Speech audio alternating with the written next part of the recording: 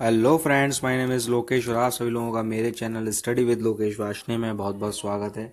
आज मैं आप लोगों के लिए मैथ में जो प्रॉफिट एंड लॉस होता है, मतलब लाभ और हानि, प्रॉफिट एंड लॉस, इस टॉपिक से रिलेटेड कुछ कॉन्सेप्ट और कुछ सम्स लेकर आया हूँ।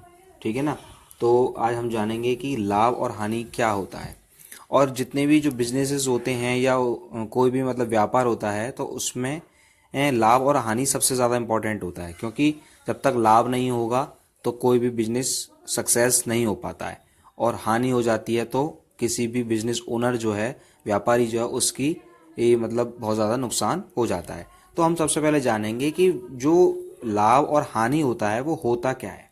तो लाभ जो है, जब किसी चीज़ को हम सेल करते हैं, मतलब बेचते हैं, तो उसको जब हम सेल करते हैं तो उस पर जो प्रॉफिट मतलब कॉस्ट प्राइस होती है, लागत वैल्यू मतलब लागत मूल्य जो होता है, या उसको हम बोलते हैं कॉस्ट प्राइस। क्या बोलते हैं?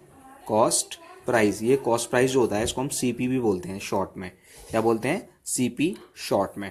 तो इसका मतलब होता है लागत मूल्य, मतलब कोई भी हम वस्तु जब खरीद कर लाते हैं तो उसको हम कॉस्ट प्राइस बोलते हैं। ठीक है ना।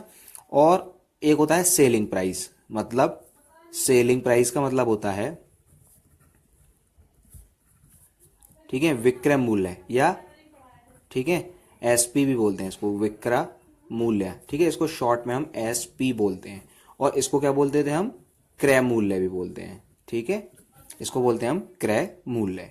अब जब क्या होता है कि जब सीपी जो होता है, मतलब कॉस्ट प्राइस, मतलब किसी वस्तु की खरीद मूल्य जो होता है, वो एसपी से कम होता है, मतलब सेलिंग प्राइस से कम होता है, तो हमें प्रॉफिट हो जाता है। मतलब लाभ बराबर, जो लाभ का फॉर्मूला होता है या प्रॉफिट का फॉर्मूला होता है, वो होता है हमारा S P minus C P. मतलब एस पी क्या होता है? सेलिंग प्राइस, और सी पी क्या होता है? Cost price.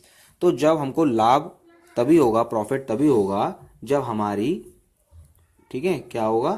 प्रॉफिट तब होता है जब एस पी जो है वो ग्रेटर होना चाहिए सी पी से। ठीक है, और इसका ये फॉर्मूला होता है, इसको निकालने के लिए ये मैं आपको बेसिक बता रहा हूँ, अभी हम इसको शॉर्ट में भी करेंगे। ठीक है। और हानि, हानि का मतलब क्या होता है?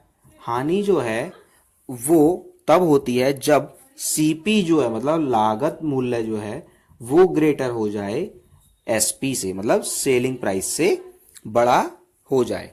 तो क्योंकि जब हम, आपको पता है, कोई चीज वस्तु है उसको हम खरीद कर ला रहे हैं और उसकी खरीद मूल्य जो है वो ज्यादा हो गया, तो सेलिंग प्राइस से ज्यादा हो गया, तो हमें क्या होगा? नुकसान हो गया। तो नुकसान कब निकल सकता है, कैसे निकल सकता है? कि सीपी जब ग्रेटर हो तो एसपी से, तो हम क्या बोलते हैं? उसको हानि बोलते हैं।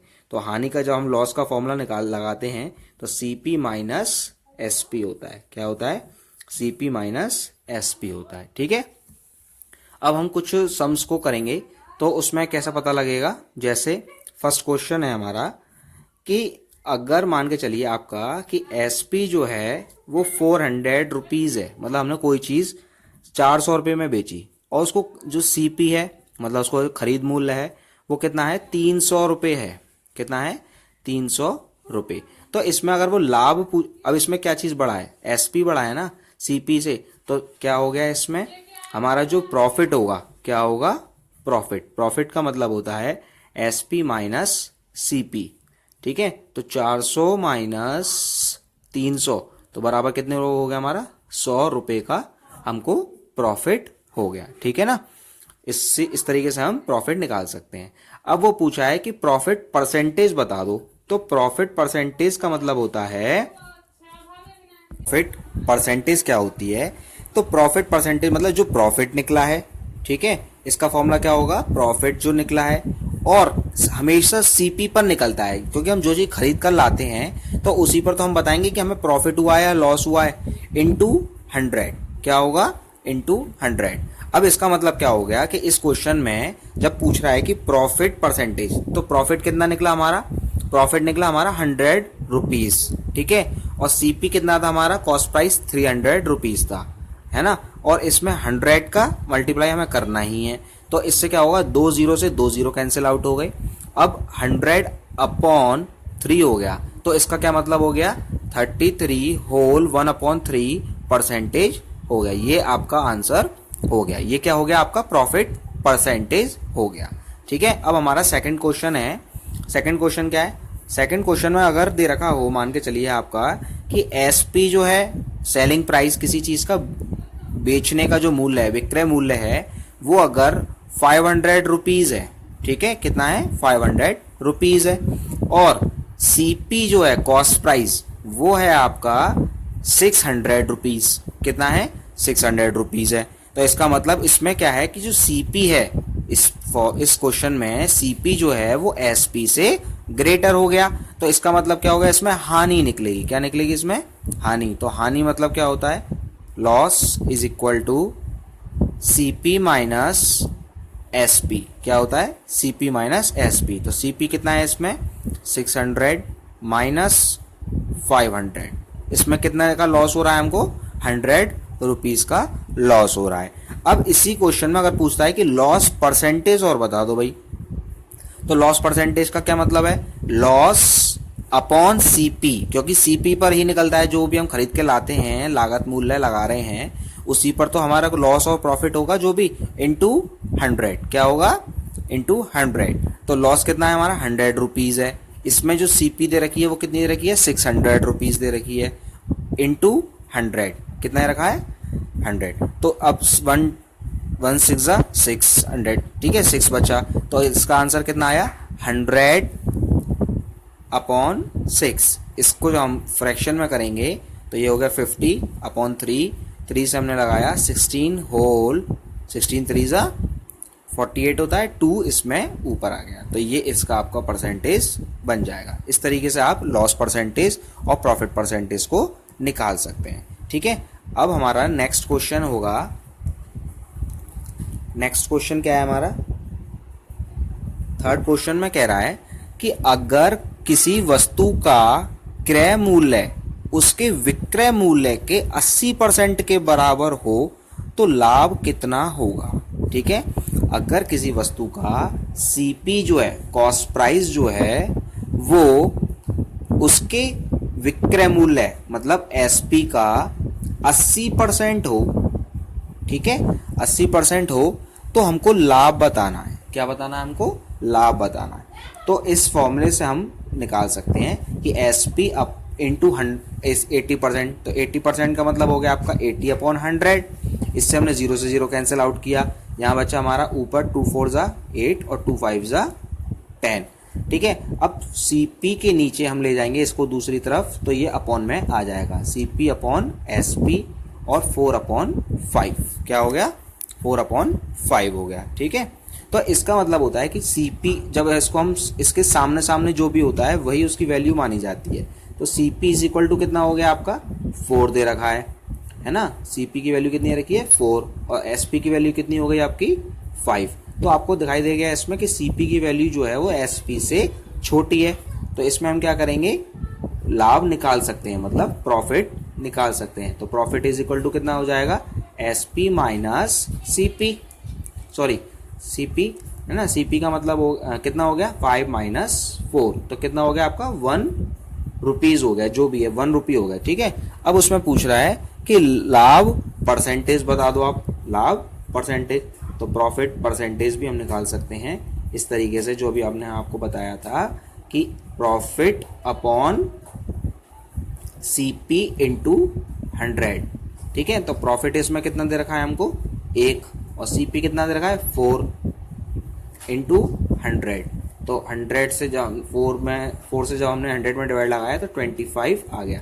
तो इसका आंसर कितना आया, 25% आ गया। ठीक है, ये आपका प्रॉफिट परसेंटेज हो गया। ठीक है, इस तरीके से आपको समझ में आ गया होगा। अब फोर्थ क्वेश्चन क्या कह रहा है,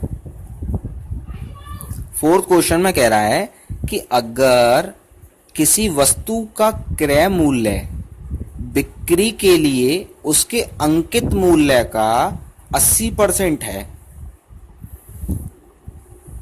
12% का 1/, देने के बाद में व्यापारी का लाभ प्रतिशत कितना होगा।